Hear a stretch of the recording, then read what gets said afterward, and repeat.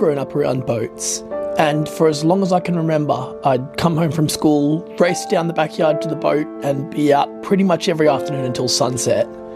As a kid, my parents bought an 8-foot poly boat that had a 2.2 horsepower outboard. A few years later, we upgraded to a tinny, and I feel like I spent more time in that boat as a teenager than I did on the land. Just 1 year ago, I upgraded that engine to a late model 25 horsepower outboard.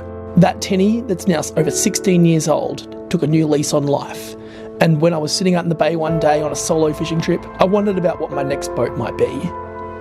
When I look at friends, neighbours, even family, if I followed the path that they set before me, it would be normal to save up for years or get a loan from a bank and buy my dream boat.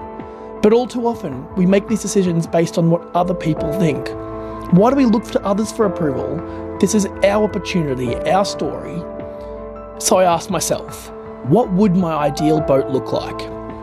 I've had a poly boat and we had the alloy boat for years, but what would it be like to try fiberglass?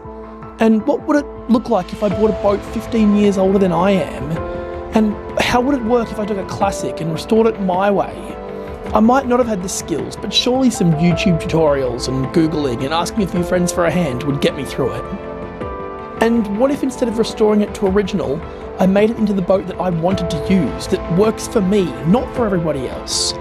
We're often told in life to follow the herd, to do the right thing, to use a manual and to apply the techniques of those before us. But what if we throw the rule book out the window and do it our way? This has been my little way of doing just that.